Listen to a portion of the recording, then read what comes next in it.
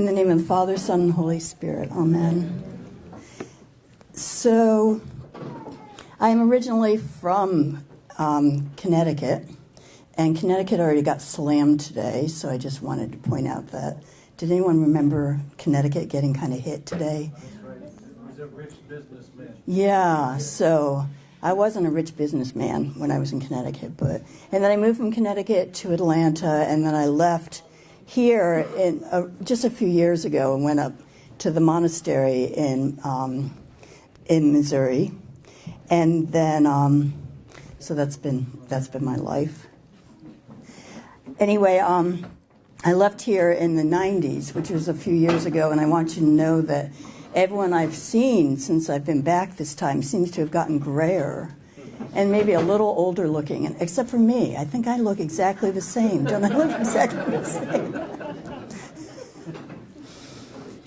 A couple years ago, for the first time, I was given the blessing by my abbess, Mother Bridget, to go to Kenya. And many of you have actually met Bishop Neophytus, who's in this slide, my screensaver here. Bishop Neophytus has been to the conference here at the St. Moses the Black Conference. And I met him actually in Kansas City. He went to seminary at Holy Cross, and at one point in time he was actually a priest at Annunciation in Kansas City. So we've known him for many, many years. And a few years ago, after he had been enthroned as a bishop about 4 years ago, he came to our monastery, and there was another woman there that had been interested in going as a missionary to Kenya. And I just threw my hat in and said I wanted to go too.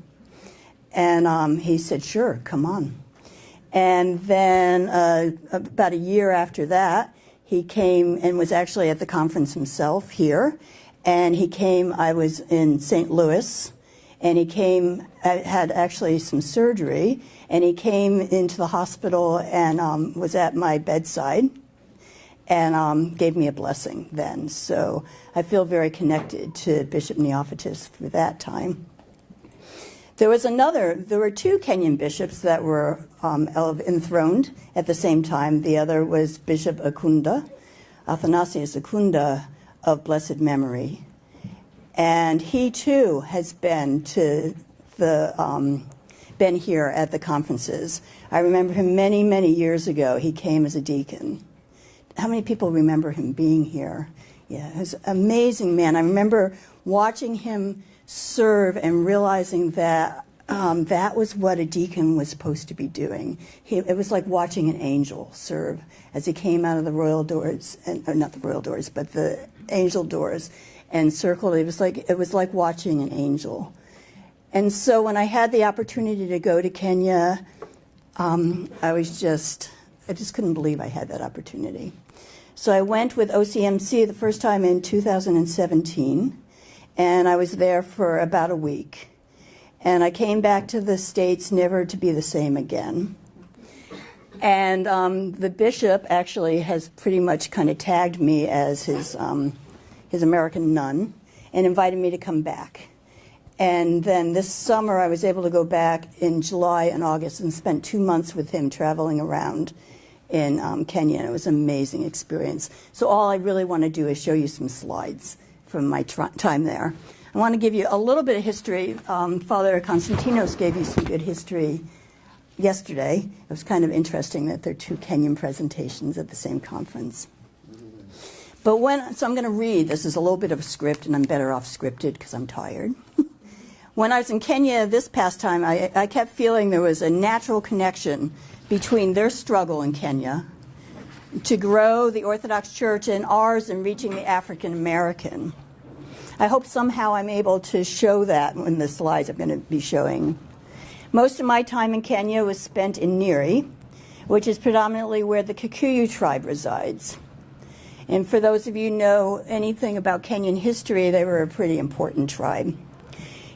The first Orthodox church was built there in the Kikuyu area, Nyeri, in the 1930s. During the Mau Mau revolt against the British colonizers, remember Kenya was colonized from the 1800s to 1960s. During the Mau Mau revolt against the British colonizers in the 1950s, this church, that first church that had been built, this church and many others were destroyed. All the churches, all the Orthodox schools in that area were closed. The Orthodox clergy, perceived to be instigators of the revolt, were imprisoned and many were killed. The church in Nyeri, in that area of Kenya, was devastated. British colonial rule ended in the 1960s. In the 1970s, let me see if I can get this up.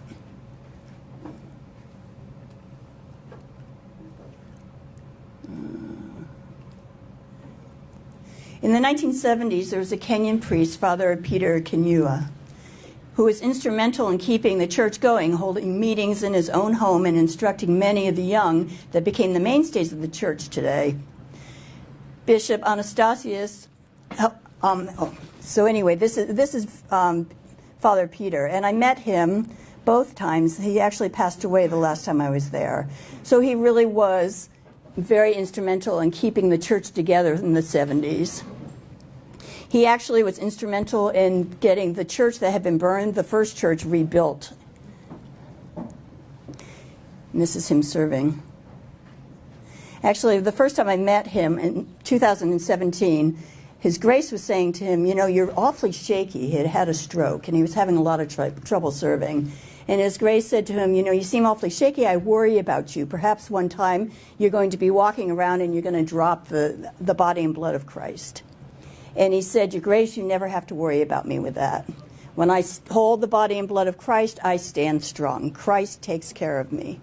If it ever comes to a time when I feel like I am going to drop the body and blood, I will tell you. So right before I got to Kenya this time, he told His Grace that it was time. It was time for him to retire. So while I was there, they went to his home and we had a liturgy there. And it was just a thank you liturgy. They were planning on having a huge celebration of his life in October, but he died 4 days after we had the liturgy at his home.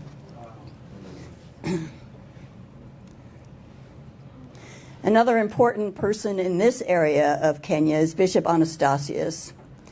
Bishop Anastasius in the area helped the Kenyan Orthodox priests between 1981 and 1991. He built a lot of the churches again. He started a lot of the schools again. He built some orphanages again. He was Greek. He was bringing Greek money back in, and he was helping to reestablish the church. In 1991, he left.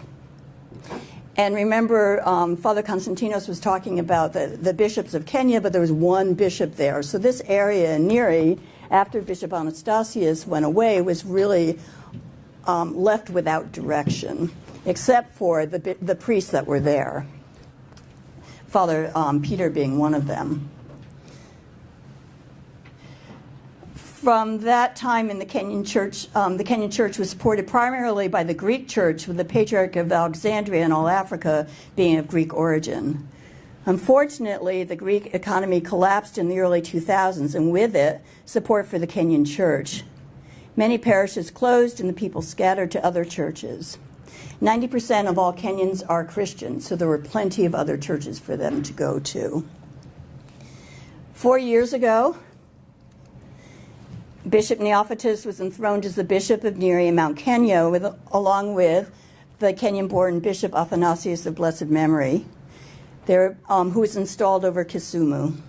Bishop Neophytus has visited the States often, having graduated from Holy Cross Seminary.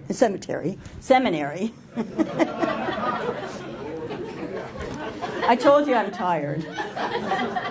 And as a monastic, I'm supposed to be thinking about death all the time, so there you go.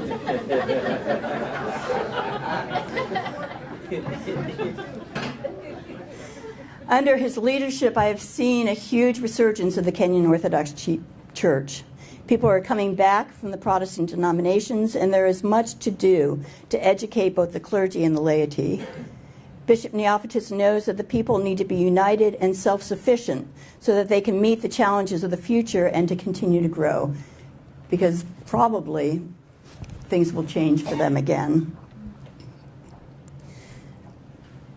I met while I was there a young man named Humphrey. And Humphrey came to dinner with us one time with His Grace and I. And he said that he'd been learning in class about why Kenya was not able to stave off their oppressors, the Brits, and ended up being colonized. His Grace asked him why that happened. And he replied, because our tribes would not work together. That's right, we are stronger united, said His Grace. So my first actual slide, that was all my preliminary slides. I do prequels and postquels, or whatever's after a prequel. Sequel. Oh, it's not a prequel. Anyway. Okay, an epilogue. So anyway, my first slides are actually going to show you a church. So a lot of the churches have been closed, and His Grace for the last 4 years has been trying to reopen them. And we went to one area in Neri, where a church we had been called that a church there had been closed and somebody was selling the land and selling the church. So His Grace said, okay, we're going to this place because I need to meet with the tribal elders and tell them that I am the Orthodox chief and I have not approved the selling of this land. So while he was meeting with the chiefs, I was just kind of hanging out, and I attracted a crowd of young children. These children probably have grandparents that were Orthodox, and they greeted me. Uh-oh. I don't know how to turn up the volume on this thing. Or pause it. Or anything. I can sing for you. Yeah, it went away when you hooked it up. I can turn it. So the young, by the way, I talk through movies too, so every slide I show with any music or anything I will talk through. The young man in red in the back is deaf and he's mute.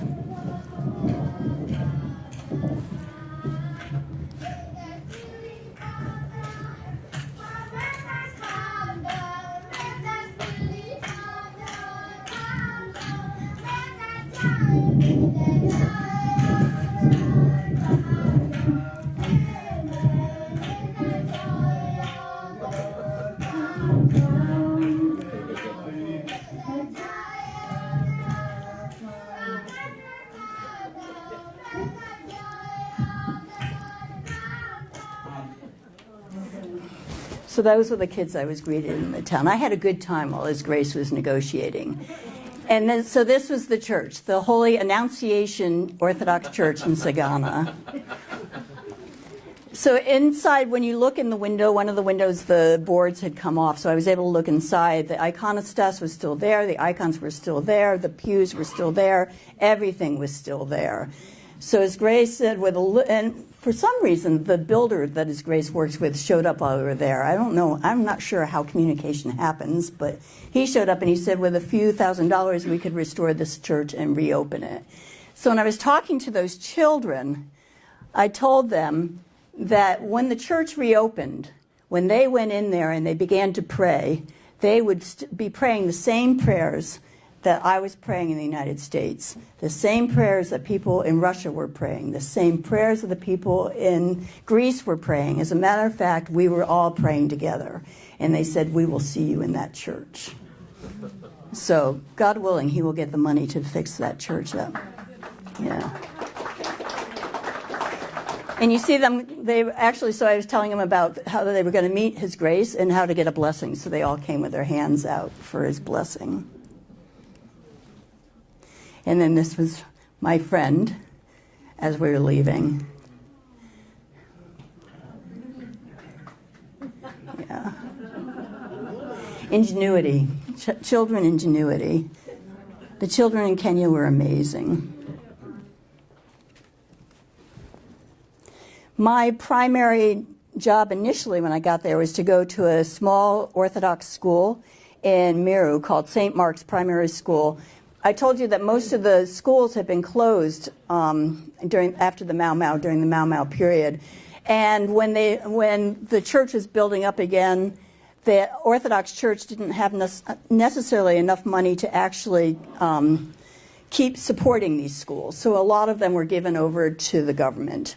And His Grace is trying to get back some schools that that he can actually direct. And this is one small school that's run totally by the Orthodox Church in Miro. It's a very poor school. This is their church, St. Mark's Orthodox Church. I think I have a closer up picture of it. That's their little church. And these are the children that I got to meet there. None of these children without this school would have access to education. In Kenya, you have to pay school fees to go to church. And so now at this age, they just have to come, the parents have to come up with the school fees. But as the kids get older, not only are they having to come up with school fees, but they're losing their children to school, the children that could help them doing their farming and everything else. So it's almost like a double dip in the income of a home as if a child goes to school. So these children would not be able to go to school except for this school that His Grace has started. There are 2 priests there. The teachers that I met, they're paid $80 a month. These children don't actually have the school fees to pay, so there's not much money to run the school. The government, according to His Grace, is starting to look. They've closed a lot of schools that are not adequately funded, so he's really pray for this school, that they stay open. And those are the kids. There are a couple hundred of them there. This is primary school, so up to 8th grade. And so everywhere I went, of course, they greet you. So these are the children doing a little presentation. They're actually speaking English, so.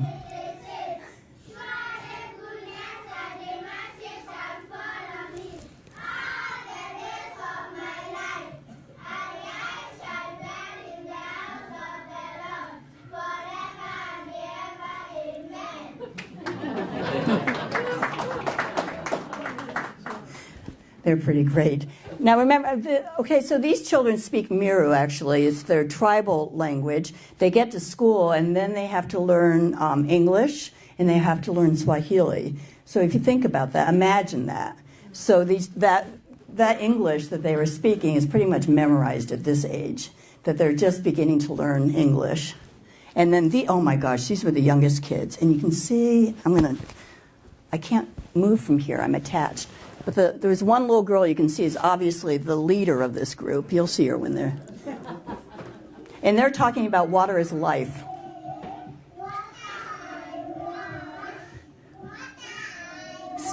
See the girl in the middle?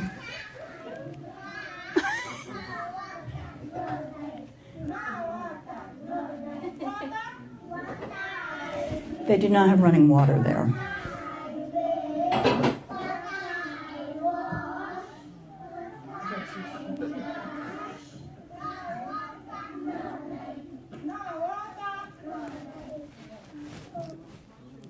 They're pretty cute. My second day there, I was greeted and walked to the class. And this is one of the classrooms. So it's corrugated, it's dirt floors, corrugated metal.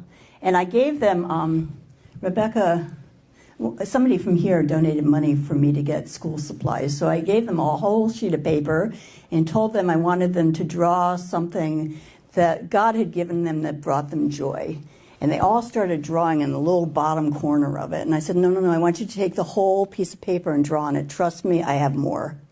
So it really was very hard for them to start drawing on the whole piece of paper. But there was one, in each classroom they had a little chalkboard. So I drew in each room a picture of my cat. And I said, I love my cat, and my cat brings me joy. Mother Musa, don't tell anybody I said that.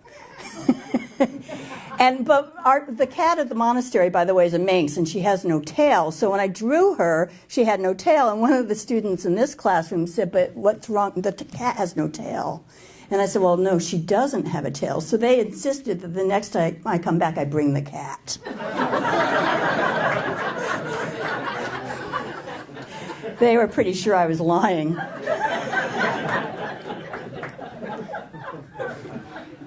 And then my last day I came and I showed them they made crosses and they decorated them. That was a really fun time. And I brought the cat. So that's them looking at the cat with no tail. They They wanted me to bring her alive, but, you know, getting her shipped from America was going to be difficult, and she's really a little cranky, so I don't think it was going to work. This is one of the little girls. Yeah. And so the lessons, some of the rooms had plywood, and a lot of the lessons that were more permanent were actually just written on the plywood. Okay, so everywhere I went, I had to have something that I could teach them. So I taught them how to make the sign of the cross. So this was our first attempt. Well, we're going to do it once, and we'll practice next week when I come back. Anataka kufanya alama ya msalaba saa hizi mara moja. Akija tena next week tafanya nini mazoezi. Put 3 fingers together. Vidole vitatu ya gumba. Yeah. 1, 2, 3. Bring them together. They're all doing a great job. Vidole vitatu. Ya nimefanya.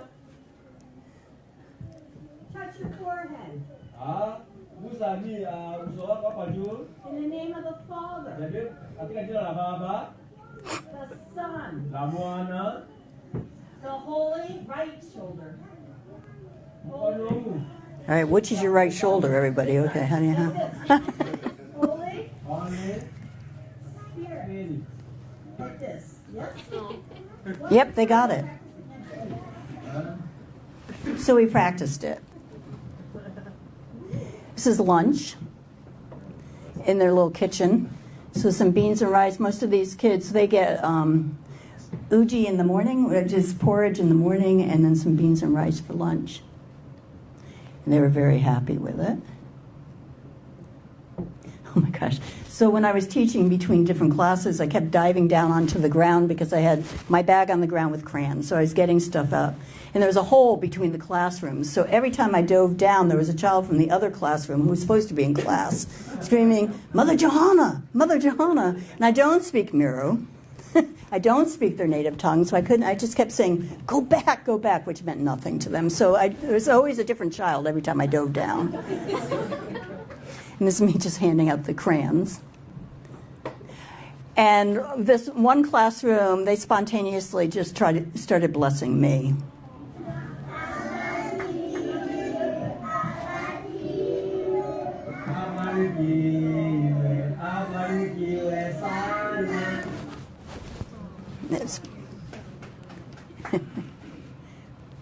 Okay, and now after a little practice.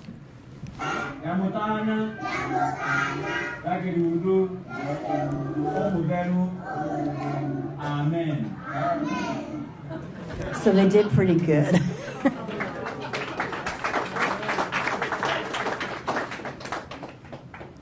They had a little end of semester ceremony that I was invited to. And I had given them a little donation my last time there. And the priest that's over the school went out and bought them something very special for their celebration at their end. So these are all the kids that did the best in their classrooms, and they each got a bowl. They were very happy with their gifts. So His Grace handed out the bowls. And this was the child that was most improved. Every school I went to, the child that was most improved was always brought forward. And sometimes most improved, there was one school I went to, and he was most improved from a test score of 0 to a test score of 50. But he was still most improved, so he got an extra little gift. And as I was leaving, they were saying goodbye. And on the way back... On the way back to Neri, you drive through a little jungle area, and so there was a baboon, and that biscuit, he didn't just come to say hi, I actually handed him a biscuit. And actually they said just hand it out the window, so I was sitting there going, this can't be safe. This can't be safe, and the baboon's getting closer and closer, and I'm like, Lord, please. This can't be what they mean for me to do. And finally they said, drop it, drop it.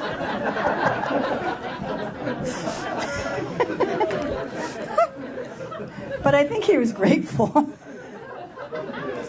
And another time driving back and forth, I kept looking for elephants, and finally we got to see elephants. Yeah. So school in Kenya is really huge. So Father Konstantinos was talking about his orphanage, which is another huge thing that is needed. Money for orphanages, really taking care of the children. Sometimes, by the way, in the orphanages, the children are not totally orphaned, but their families can no longer afford to care for them. So they're sent to an orphanage to be taken care of. And I don't know if Father Konstantinos has this, but sometimes they can go home on weekends or whatever. But in the most time, they just would not survive without the help of the orphanage. The other thing that really, my current thing, I'm always raising money for Kenya, by the way. Matishka Rebecca said I was like a one-focused. I have one note, yes. So anyways, Grace has asked me to try and raise money for school fees for his secondary school. This school has been open for many years. He just had to close it because of lack of fees and lack of funding. So if anyone's interested in funding a child, it costs $120 a semester to sponsor, a trimester to sponsor a kid. $360 would get them through a year of school. So if anybody's interested, that's just something that's available. So you have orphanage to donate to or school. And this is the school that was His Grace presenting to the students. Uh-oh. I can't go back, so that was just a really quick thing.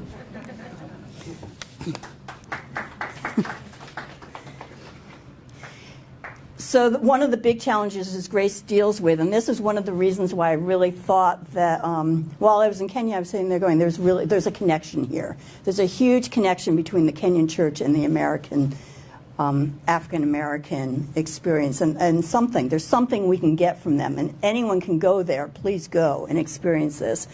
But one of the things His Grace does, in order to help the Orthodox to rejoin them from the Protestant church, His Grace allows many of the hymns to come with them. Many of the Protestant hymns come with them. They are not part of the liturgy. They're after the liturgy. Usually, there may be a Protestant hymn when they're going up to receive communion because it's talking about the body and blood of Christ. And then once they start doing, at the end of the service, when they start giving donations, the whole church goes crazy. And that's when really the music is totally there. The churches in general, through the whole service, they do Orthos and liturgy, and the whole church is involved with the singing. They do have a choir, but the choir is there. The church, everyone is singing at all times. Yeah. Well, a lot of times Swahili. It depends on where you are. So I was most of the time with the Kikuyu tribe, so a lot of times they would sing Kikuyu. The Swahili was was usual, but I do have some Kikuyu in here too. So these are just some of my favorite moments from Sundays while I was there. This gentleman, they said he was ancient. And I said, well, how old do you think he is? And they said, oh, probably in his 60s. And I said, I'm in my 60s. And they said, well, he's probably 70 then. But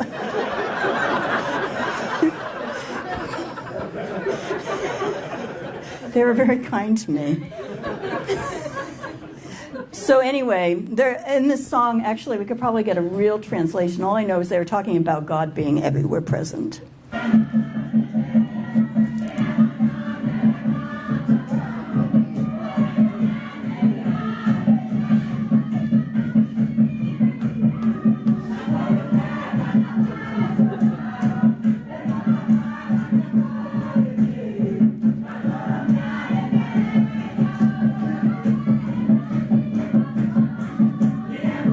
That's Father Neophytus that just walked out. See God everywhere.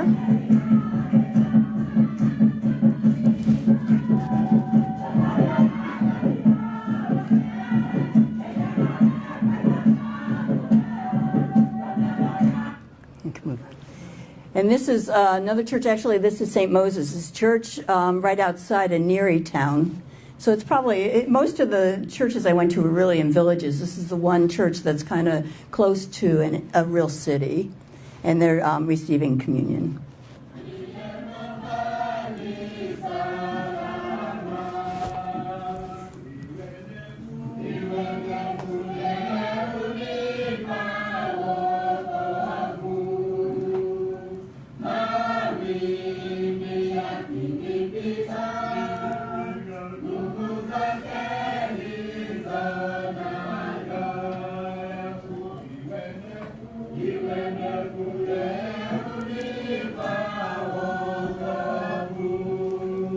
So that's a relatively small, okay, and this is the choir. So the choir was usually just kind of a huddled mass of people. And they're actually doing the Magnificat. So this is during Orthos.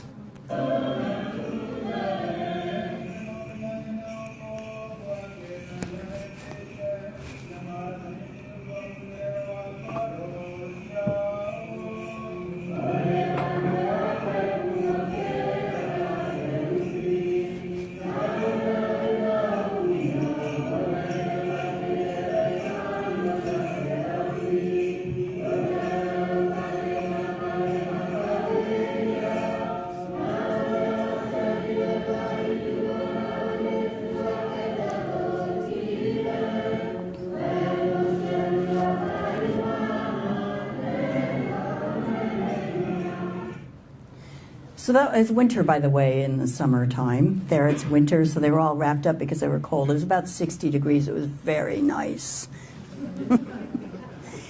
And, huh?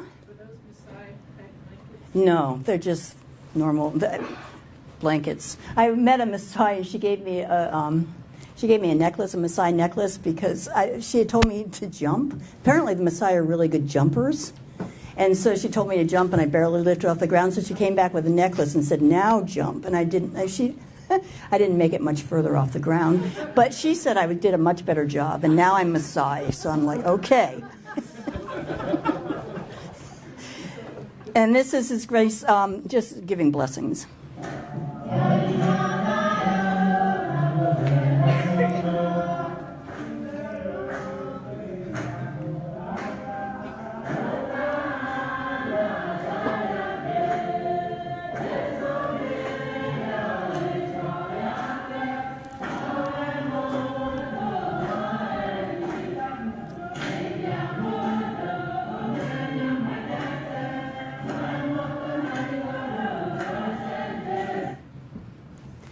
And this is actually after the Gospel in Orthos.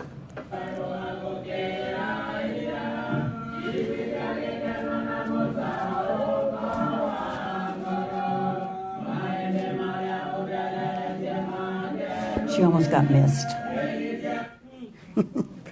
When I was actually at this church, see the wooden almost reaches. Grace told him that I was at a church that was just like theirs, made of wood. He said, but the walls actually meet each other. So that was...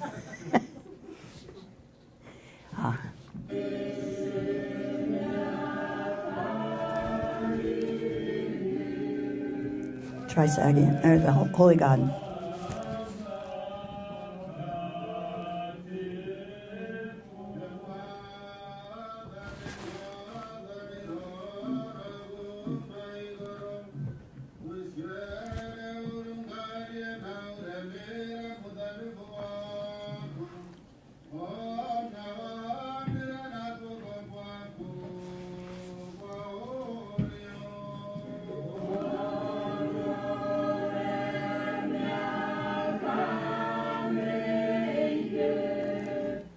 I thought you might want to get blessed by the bishop.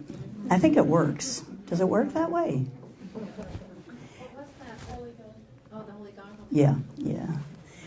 Bishop was saying, Lord, look down from heaven and behold this figure. So the best time at every service was actually when they were making the offerings. So one day, His Grace, before he was a bishop, he was a priest in a church in Nairobi when he was a dean at the seminary. And so St. Irene's, his church, came to visit him at St. Anthony's. This church is right next to the diocesan center where I was staying. And they brought him a gift. So the time where people come in and make offerings, so wherever we were, everyone was bringing offerings to the bishop. And they would come, there would always be a basket there, and everyone would come and give their money. And then the money basket would be taken out of the church, and they would all process back in to music, singing, and you'll hear the song. They will process back in, and there will be a line of people that bringing, whatever else they had, flour, whatever fruits they were growing, all to present to the bishop. So this particular time, St. Irene's had come with a very special gift.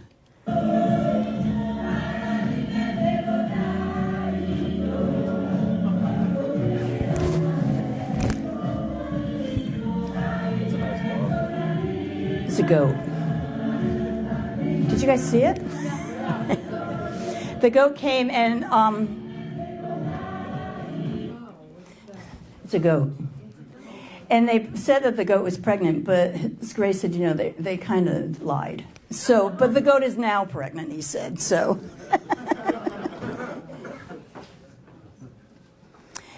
And whenever he goes to the church, when he had his own parish, he actually had candle bearers. So he had the young girls would lead for the great entrance. They would meet, everyone would come out for the great entrance, and the candle bearers would always lead the procession. This is, so how do the boys feel about it? Because in America, I just see all the boys going, what are the girls doing here?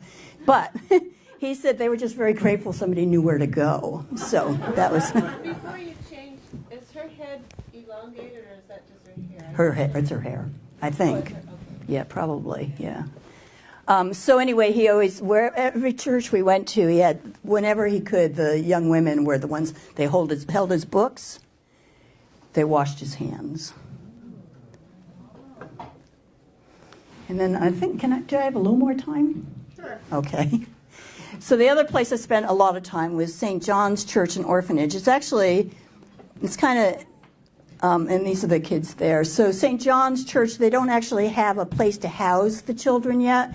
So Father Nicholas, who's in charge of the parish, has actually dispersed the children. There are about 50 kids. He's dispersed them amongst people in the village, and then he helps them by giving them food and whatever they need to help support the children while he builds some place for them to stay. So these are the kids, and this was their presentation to me. So they got really decked out for it. I thought the first time I was there, I was like, wow, they have cardboard shoes, only to find out that they made them for their costumes. So, and this is Father Nicholas, and I handed out candy. So he was receiving the candy. His Grace took this picture. And so these are the children getting their meal at St. John's Orphanage. And one of the women that's taking care of some of the orphans, we came with flour and cornmeal and oil. So again, I was teaching them how to make the sign of the cross. So these are the kids of the orphanage. And this young man's name, his English name is George. I don't know his African name, but his English name is George. He really struggled with making the sign of the cross. So I spent a lot of time with him. I kept going out into the crowd, standing next to him and doing it until he finally got it. So after I was done teaching this little lesson, His Grace asked if anyone wanted to come up and demonstrate. So up came George. And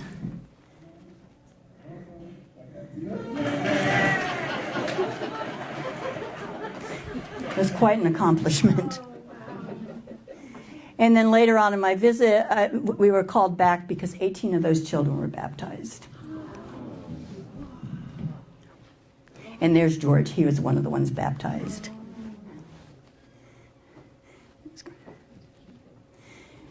So His Grace worked on blessing the water. They did all the catechumen prayers outside. And then this was during the...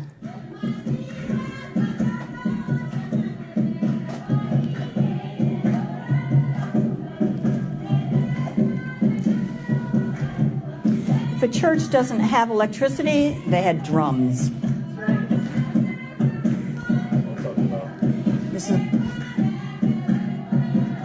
There's the choir.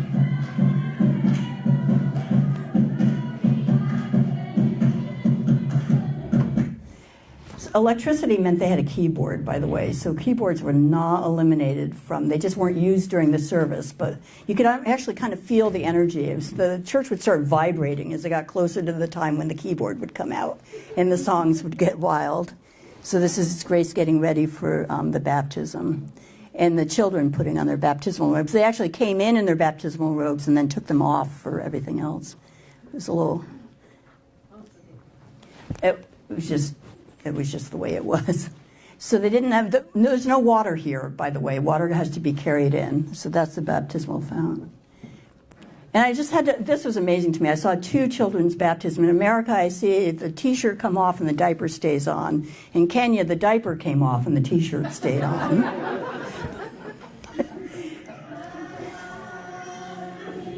He wasn't happy.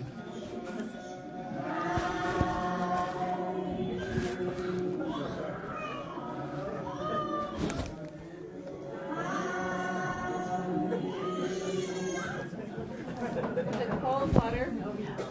Probably, yeah. Yeah. And then George.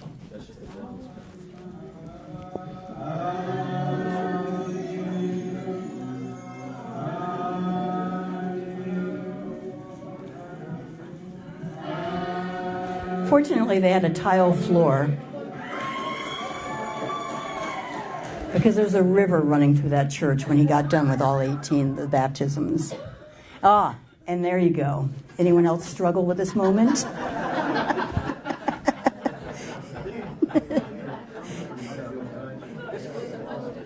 There was nothing, no. Ah, and it's something else you'll recognize. As many as been baptized.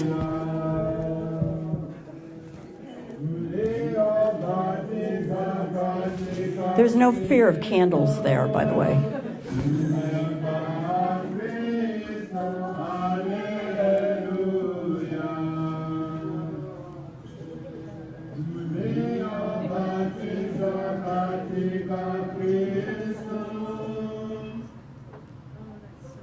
In their first communion.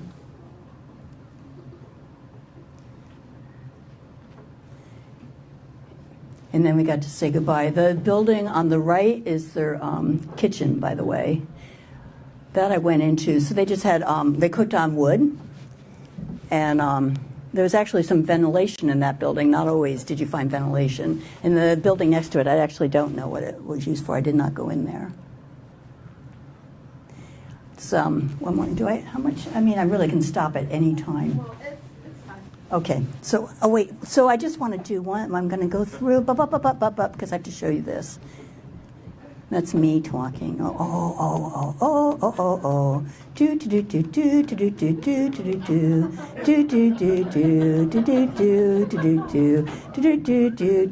I have 248 of these, by the way.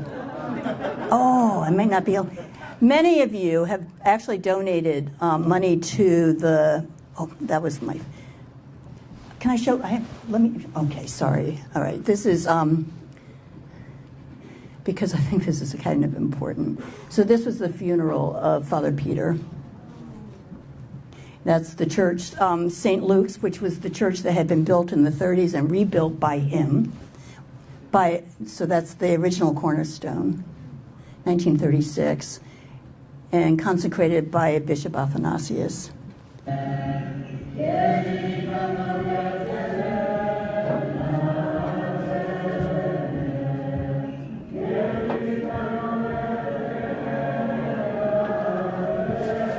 Reminded me of Father Jacob's funeral.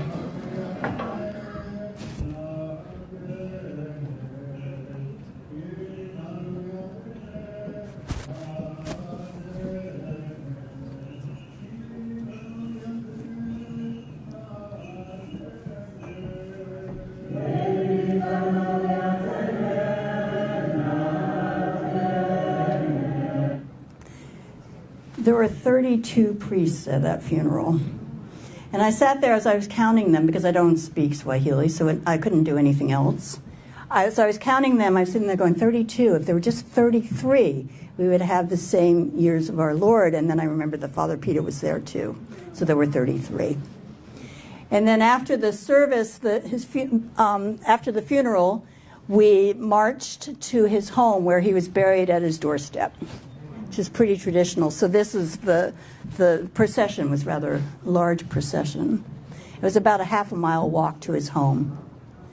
And that was everyone standing as he was lowered into the ground. So memory eternal, Father Peter. And for those of you who have donated money, the monastery is complete. Let me see if I can get to that's St. Anne's Skeet.